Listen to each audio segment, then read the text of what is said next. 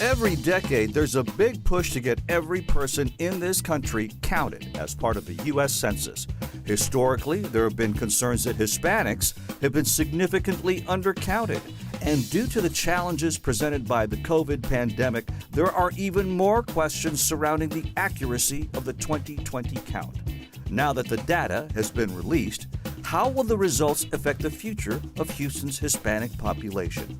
We are going to tackle this question with Dr. Jeronimo Cortina, a political scientist and associate director of the Center for Mexican American Studies at the University of Houston, Dr. Laura Murillo, president and CEO of the Houston Hispanic Chamber of Commerce, and Antonio Arellano, a civil rights advocate and former executive director of JOLT. I'm KHOU 11 News anchor reporter Ron Trevino, and these are Cultural Conversations. We want to thank you for joining us for our Cultural Conversations. Let's get the ball rolling right now. Let's go with Dr. Murillo first. And Doctor, tell us about the monetary impact that Hispanics have in this huge Houston economy. Well, we know that on an annual basis, Hispanics in Houston contribute over $54 million per year to our Houston economy in consumer spending. So we absolutely are contributors to this very vibrant economic community. And Hispanics are buying what? What are we consuming?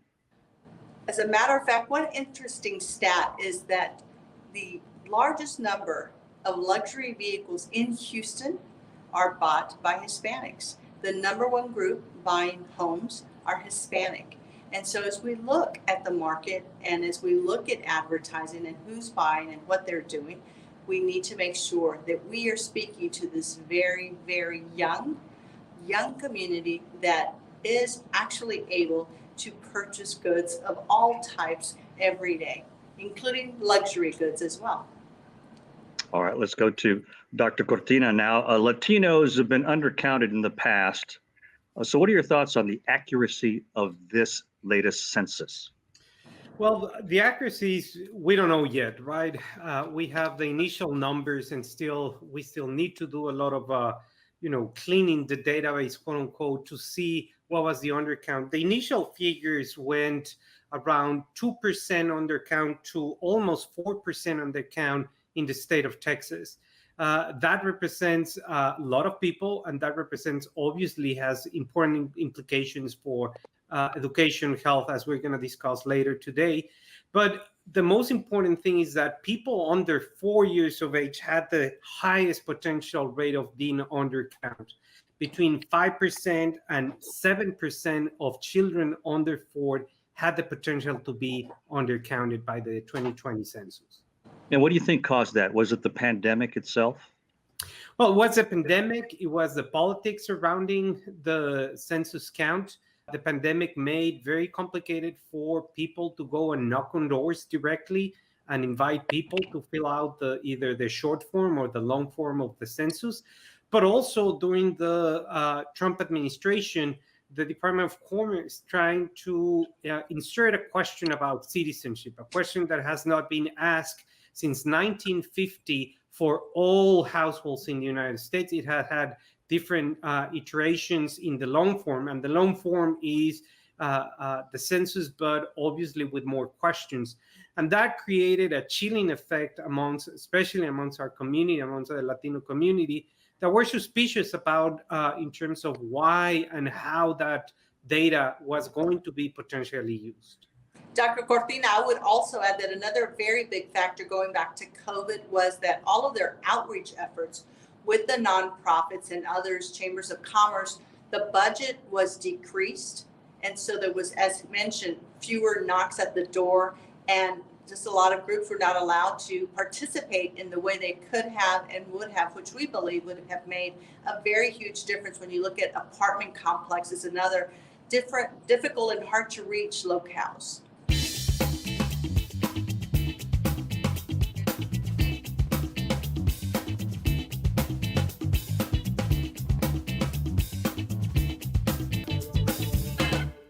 More evidence that the pandemic affected and continues to affect simply everything. Antonio Arellano, What does the census data mean in terms of this political landscape in Houston and Texas in America?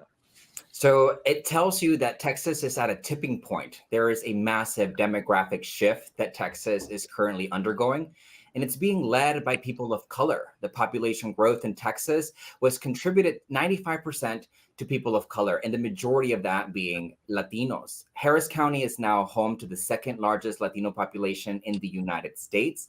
And like Dr. Murillo pointed out, the economic impact and contributions of this population are significant, and so is the political power that comes along with that. Now we see ourselves in the middle of a partisan redistricting process that has a majority party, the Republican Party, trying to come to terms with the fact that the population is diversifying rapidly. Growing in political power is what the Latino population is doing. And now they have the potential to not just decide the next election, but begin to drive forward important legislation and how they want to see the state be governed moving forward. Historically, we've seen the Latino population be disengaged and disenfranchised. We're seeing a lot more of those attacks continue now at the Texas legislature as they try to continue to remain in power by drawing districts that disproportionately impact and disengage communities of color. We're seeing a lot of district cracking occurring that dilutes the power of Hispanic populations. And it's important that we recognize the significance and the importance of population parity. We want equal representation based on the population growth. And if the maps were drawn accordingly, you would see more pockets of opportunity for Hispanic communities and congressional seats going to Hispanic community majority districts. Redistricting taking center stage during the third special session in Austin today. State lawmakers are considering this new map of congressional districts, but today they heard from a couple of veteran members of Congress from the Houston area. Sheila Jackson Lee and Al Green both opposed to these changes. So for those who feel like the current redistricting efforts are unfair, what would be solutions to make it more fair? One of the ways that you can get involved right now is to go and participate in public testimony. That's ongoing now. Now, if we want to modernize the entire process, one easy way that Texas can have a more fair and representative democracy is by implementing an independent redistricting committee that other states have adopted. Currently in the state of Texas, our state legislators draw the maps, and it shouldn't be like that. The elected officials should not be picking their voters. It should be the other way around. Let's take a look at the 2020 census by the numbers. The U.S. Hispanic population jumped to 62.1 million in 2020, which is up from 50.5 million in 2010. This represents a 23% increase over those 10 years. Since 2010, Texas's Hispanic population has grown by more than 2 million, and it is predicted that Hispanics will be the state's largest population group by mid-2021. From 2010 to 2020, Harris County has experienced a 16% increase in total population. When you break that down by ethnicity, most of Harris County's growth was within the Hispanic population. The Hispanic population grew even faster in outlying counties, including Liberty County, where it more than doubled. This was the largest Hispanic population jump in the entire state. Dr. Murillo, we talked earlier about how the pandemic impacted the count. What else impacted the count, do you think? I think it was well stated by Dr. Cortina. Fear. Fear was instilled in our community from the onset. Minority communities typically have a very strong institutional distrust. We know what happened with people who participated in the DACA program. There was a breach of confidence there, and their information was released, and they were told that that information would not be shared. So you put that, you add a global pandemic, you add limited budget and resources, and trusted individuals who could not necessarily communicate with this base of individuals that needed even more assurances that the reason for doing this was that it could bring more resources to them. And so the fear factor, I think, above and everything else was among the many reasons, and the political rhetoric that surrounded all of this just didn't help the situation.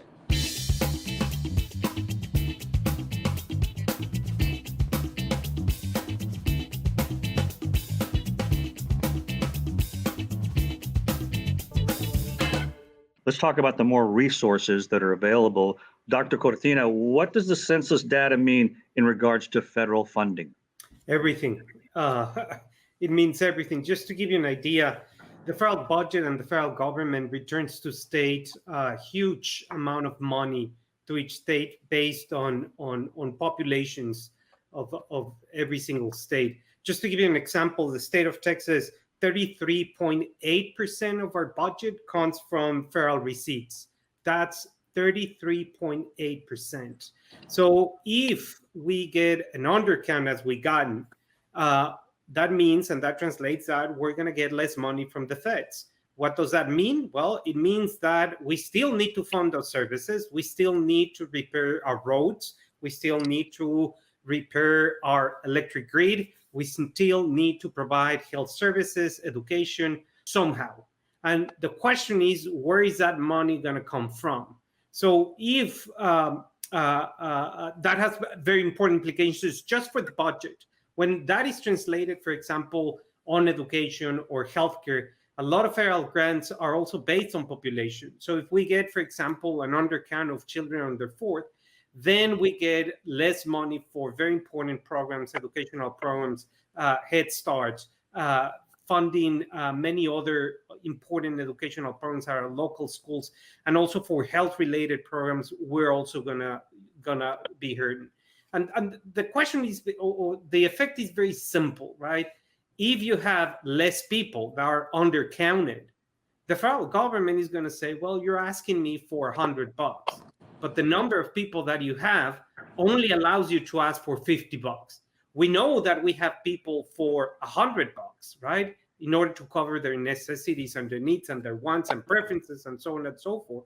But we're going to be shortchanged. And why we're going to be shortchanged? Well, because of the fact that we in Texas started very, very, very, very late in order to entice people to fill out or participate in the census. Just to give you an idea, the state of California invested around $187 million to get an accurate count. The state of Minnesota started the census efforts in 2015. And here in Texas, we invested $15 million, and we started on September 2020 to get an accurate count. And I would add also that if you recall, Ron, there was a change of date, right? It was going to be closed down sooner rather than later. So the confusion of it was cut off and, oh no, it's going to be extended. Misinformation. So you add all of that together and people just say, I'm not doing it. I don't know what they want and why they're asking for it, and they don't participate. And then we all lose those dollars, as was mentioned, those federal dollars that are so very needed.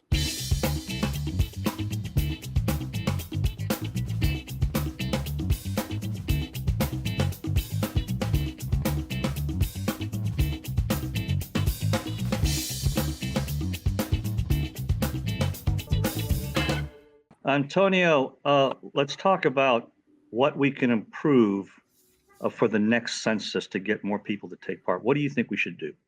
Well, as the executive director formerly of JOLT, we invested over $1 million in Latino majority communities across Texas, particularly emphasizing the importance of getting Latino communities out in the East End in Houston. And one of the biggest concerns is the lack of engagement and really resources that are available to do this work. The fact that the pandemic impacted this really made it difficult for organizations and nonprofits to continue to lead their work, which I may add, they shouldn't have to do. The state government should allocate a larger budget to incentivize, educate, and empower our communities to get counted. In the future, moving forward, I absolutely think we need to get a head start on this. An educational campaign is super important to make Latino communities understand the significance of getting counted.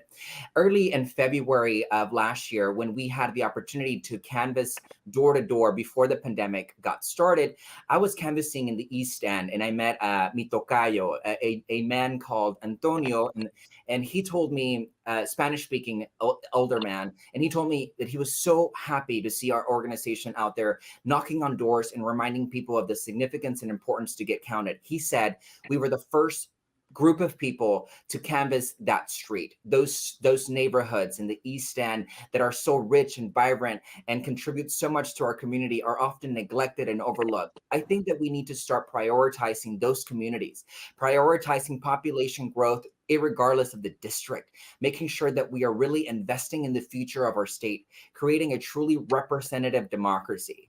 And what Latinos need to understand is that you may not care about the census, you may not care or have time for the redistricting process because we're hard workers. Many Hispanics have 2 jobs, 3 jobs, and I understand that it's difficult to really follow through with this convoluted process. But I want to tell you that the redistricting process cares about you because it impacts our schools, it impacts our hospitals, it impacts our infrastructure. So if you want better roads, if you want more medical attention and services, if you want better schools, you need to get involved. Get involved with the redistricting process, provide testimony, talk about the significance of getting additional representation in this process. You see, in talking about this through a political lens, the Latino population and the electorate in Texas is not a subsection of democracy. It is democracy in Texas.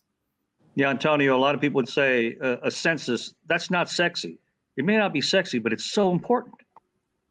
It absolutely, it's crucial. And one of the things that we did is recognize at Jolt, our emphasis is on mobilizing young Latinos. And so what we did is we recognized that there was an opportunity here. We've talked about all of the problems that the pandemic presented, but the census in 2020 was the first time in census history that it was available online. And so we really leaned in to millennials and Gen Zers and let them know that it is their time to step up and help their mom and dad, grandma and grandpas, their mixed status households get counted.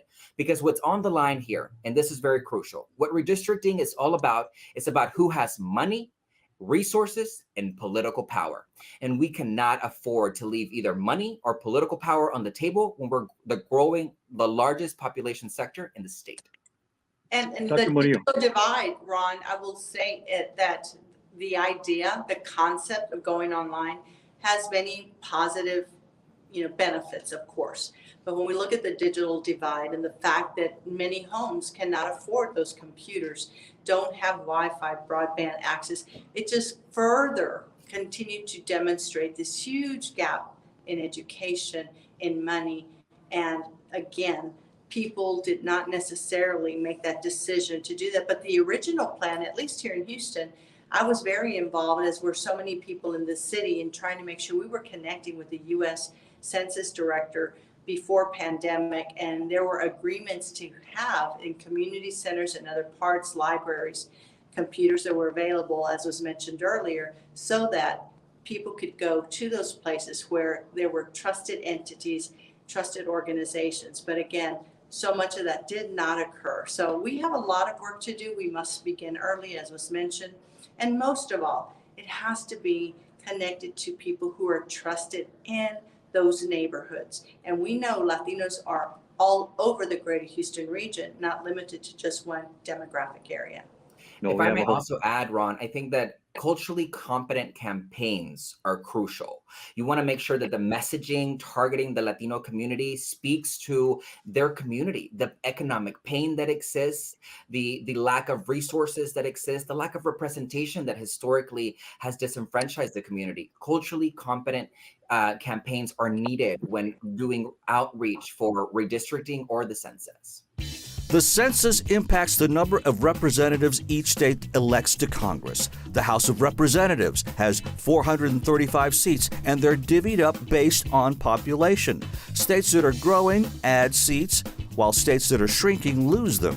Texas, for example, grew its population by nearly 4 million people, which means we're gaining 2 House seats. That gives Texas a total of 38 seats in all. Our state is one of 6 to gain congressional seats, while 7 states lost a seat. So as you can see, there is a lot on the line when it comes to the census count. Dr. Cortina, let me ask you, in this census, the data shows that fewer people in the Houston area identify by only one race. Fewer people are doing that. But what do you make of that? Well, I mean, it's a trend that we're seeing, especially in what some people call the Texas Triangle. And that's the Austin area, the San Antonio area, the Dallas area up north, and obviously Harris County, Fort Bend County. So what we have seen is that, the concept of race has become more fluid. And what we have seen is that Texas is becoming, at least in these big urban areas of the state, a multicultural, multiracial, multi-ethnic place. And that means that there is no single race or ethnic demographic group that has a higher percentage of representation. So obviously that has very important positive advantages. And those is that we're living now in a multicultural economy. And a multicultural economy, to tie it up with what Antonio is saying, is going to be extremely important because you need this cultural competence, not only to talk to Latinos, but to talk to a vast majority of the population. When you look, for example, at the Houston metropolitan area, the 9 counties surrounding Harris County. So it's extremely important to take into consideration that Texas, as it is looking today in terms of demographic change, in terms of demographic growth, in terms of demographic composition in these big urban centers, is how the United States is going to look in the next 20 to 25 years. So what happens here in Texas, it's what's going to happen in the United States in the next 2 decades. And were there neighborhoods in the Houston area that saw a lot of Latino growth? Well, we have seen, for example, the historical parts of the city of Houston, the historical parts of Harris County towards the east side, areas such as Pasadena, areas such as the East End. But also we're seeing significant growth, especially in the Katy area. But more importantly, what we have seen is that Latinos are, more dispersed, geographically speaking, in the Houston area. So it's not only a part of, regional or, place concentration of the Latino population, but that is tied obviously with what Dr. Murillo has been saying at the beginning of the program, that Latinos are moving up in the income distribution. That means that having that possibility, they are buying, more expensive homes, buying other luxury goods, and moving out of those traditional neighborhoods. However, those traditional neighborhoods still represent a big chunk of the Latino population, and with that, very rich culture, very rich history of belonging here in the Houston area.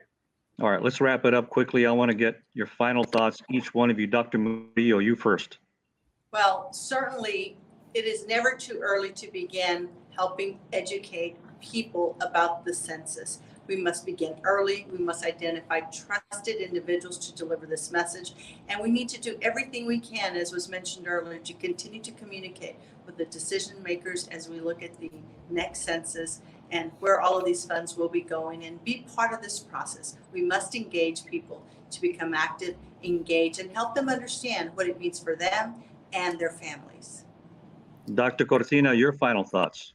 Well, even though that the Latino population has increasingly improved its status politically, economically speaking, there's still several challenges lying ahead. And those challenges had to do with the educational opportunities, particularly for middle school to higher education. So it's going to be has to remain a top policy priority due to the growth of the Latino population and what it means for the economic growth of the state. If we don't invest in the Latino population at an early age, we're going to be suffering for the next 30 to 50 years in terms of economic growth. Antonio Arellano, the final word. I believe we seldomly realize history when it's happening. And what is happening right now as a part of the redistricting process is absolutely of historic and monumental proportions. We have a once in a decade opportunity to win back the representation and resources that our community deserves. It's not only imperative, it is crucial that Latinos get involved in the redistricting process and have their say. Well, we are out of time. I'd like to thank our panelists for taking part in our discussion, but it's not over. We hope you can talk about this in your community. I'm Ron Trevino. Thanks for watching.